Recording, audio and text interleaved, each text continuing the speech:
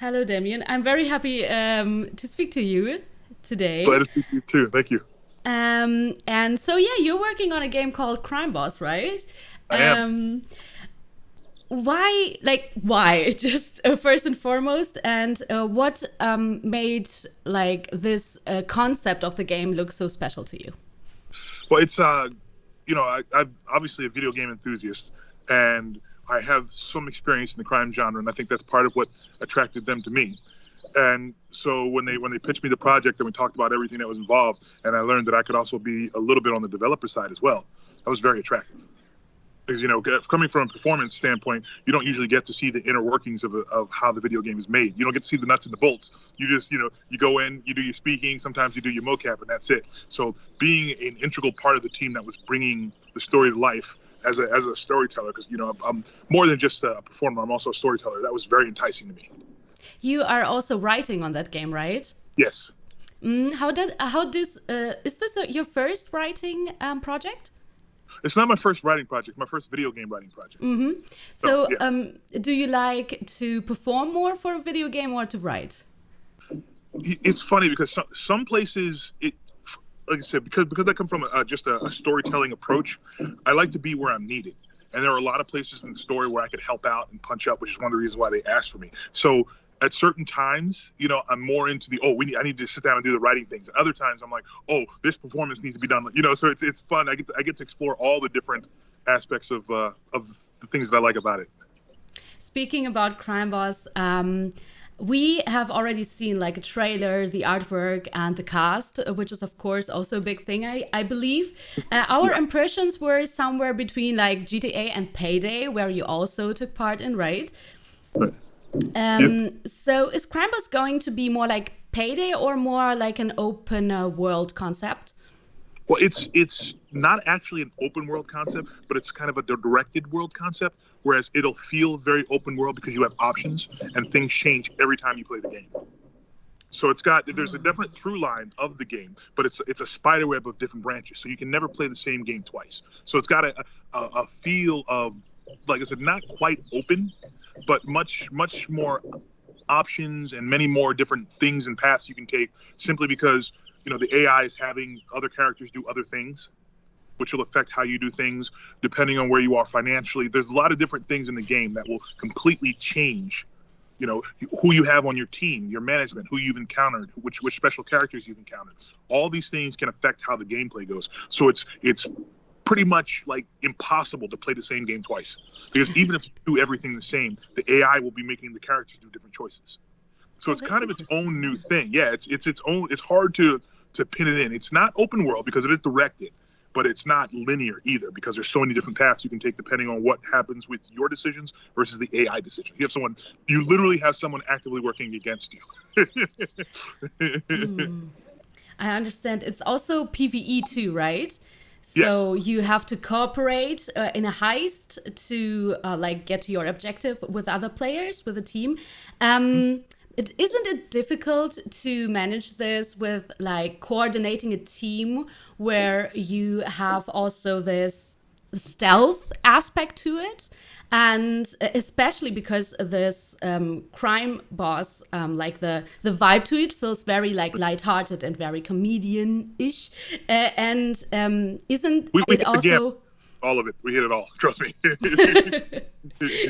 isn't it also, but in this space, isn't it difficult to establish kind of a cooperative space? Well, like, how did you do it? Could you make players feel disciplined and cooperate in such a space and stealthy at the same time? Well, if you're playing by yourself, you can switch between POVs. The AI is working one character and you're working the other ones. If you're working with people, well, that's assembling your team. That's entirely in putting together, the people that'll want to do the mission the same way you do. So it really depends upon what you and the AI is very good at following your directives if you're trying to do a stealth mission. There may be some, and that also depends on which characters you pick because some characters are stealthier than others. So if you pick a character that's a bruiser and you're trying to do a stealth mission, they may not be able to hold on to it. But it's all about picking your team both in the real world and in your special characters and planning your approach properly. Yeah, let's talk about a little bit more about the game. I have heard another interview with you where you also mentioned that the movie parts and the gameplay is going to be equally important, or at least like balanced out. Absolutely. How is that possible with a multiplayer? Well, with the multiplayer, you're not really in story mode. You know, you're more in mission mode and things like that. So when you do it multiplayer, it's they're there and they definitely punch it up, but it doesn't quite hit the same as when you're doing single story mode, to my understanding. Now, once again, I'm writing, so the bugs, the nuts and the I got to the nuts. I didn't get to the bolts. So how all that comes around, I'm not exactly. I'll have to do some research and get back to you on it. But as I understand it, the cinematic parts are much more realized in the story mode, the single player mode, than they are in the co-op mode. Also about the movies, like Michael Madsen, Kim Basinger, Michael Rooker, I will pronounce that wrong. Trejo and Chuck Norris even. Yeah. Those are some big names. How did it feel to work with such a cast, and were there any unexpected situation or even obstacles that resulted from this combination? The trickiest thing would be scheduling, and getting the writing done in time to with their schedules, because sometimes you're like, okay, we have them on this date, and then a movie comes up or something comes up, so then you have to shift, and you're writing something else. So now you have to shift and write that to get that in time, and and they like lead time on it, and sometimes video game crunch, your timing is very tight. So to get all the scripts prepared and into their hands in time for them to do what they needed to do to bring their performances to light was probably the only tricky part that I really recall would be scheduling. And but it was great to work with them. I think there was another part to your question that has now slipped my mind. It was mostly yeah, like how was it working together for you? Oh, it was awesome. It was great. They're all professionals. These are legends. We're literally working with legends. So and they don't even have to get up and walk around. They're chilling out. They're seated comfortably. They have tea. They just speaking to the microphone. We're having conversations. So it was a very relaxed working atmosphere. And like I said, they all brought their A games. They were all prepared. And it's interesting to see. Voice acting is its own animal. So to see them transfer their talents and their experience into voice acting was very exciting to watch.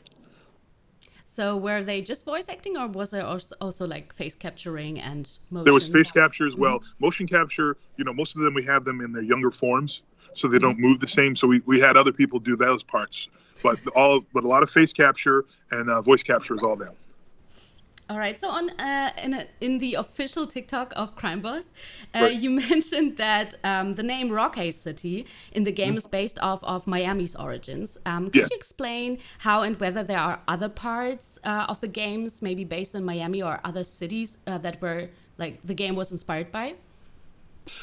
Well, we were very definitely going for the Miami feel and everything like that. So a lot of the lore and things that we put together come from that.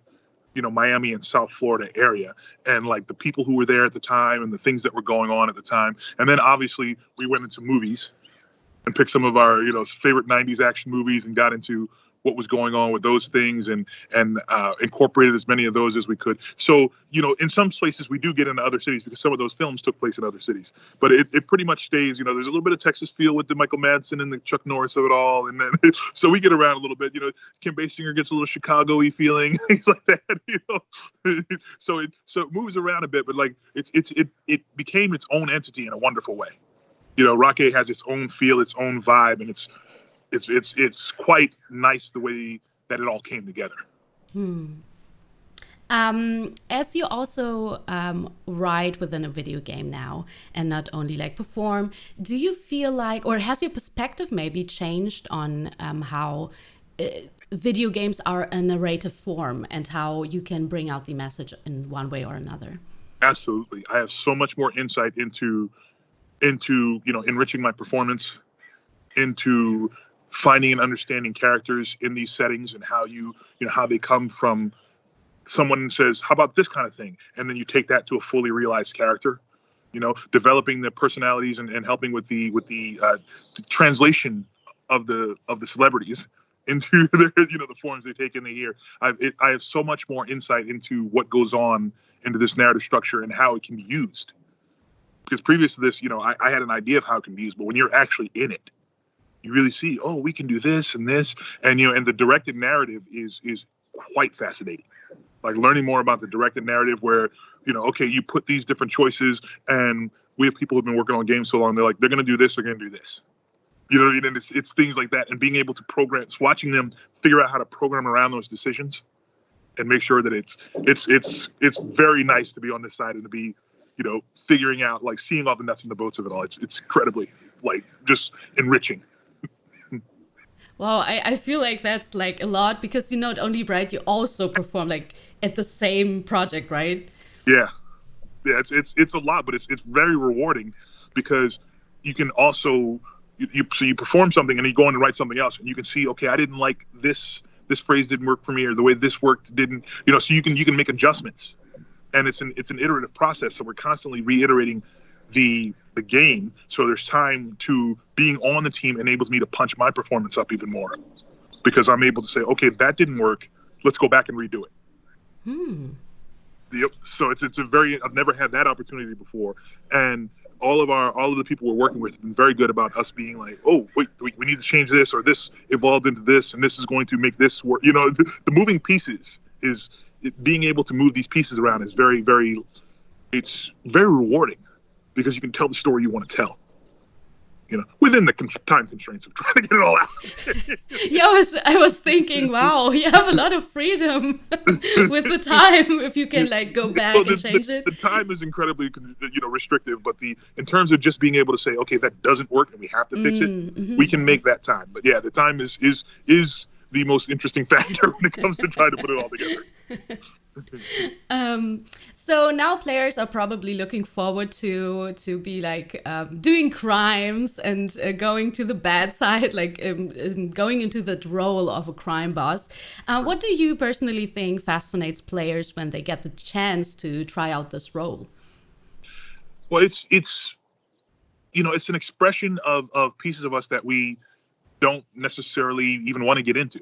It's like the idea of certain things is fun, but it's not something you actually want to do. So being able to kind of just let go of your, of your constraints and just kind of do these things and just play them out and see what happens. And it's kind of stress relieving. It's relaxing and stress relieving. It's interesting to say what decisions you're going to make.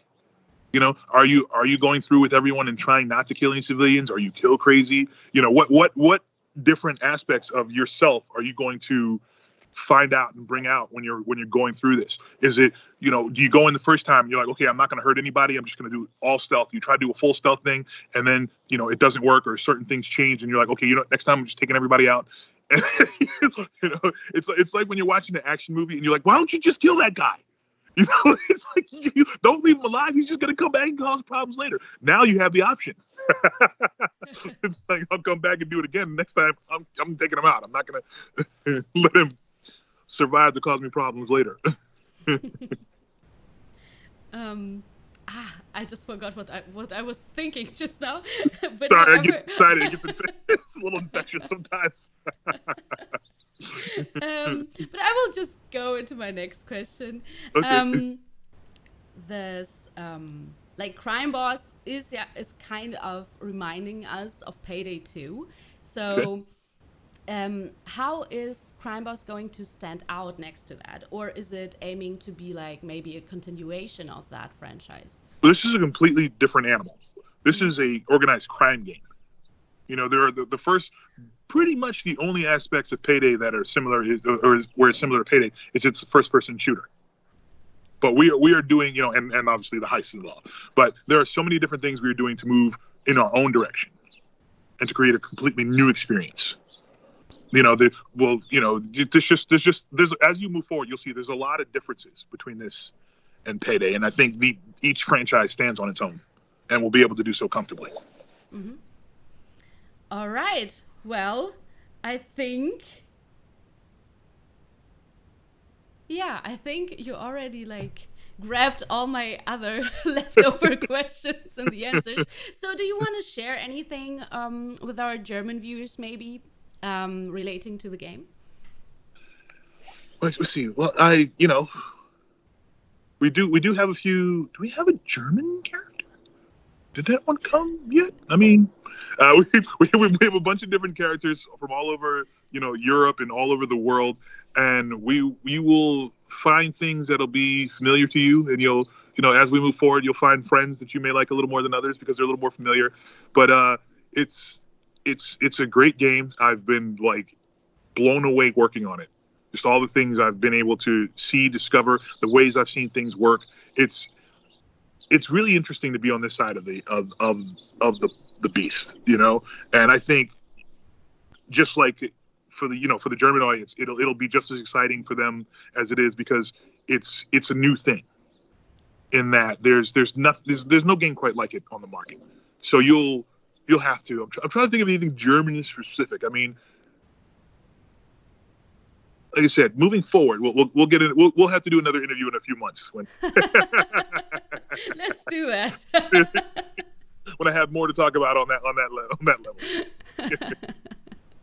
Yes. All right. Thank you so much for sharing your views. Thank you. About the game. It was a fun interview. Thank you. I enjoyed it as well. Thank you.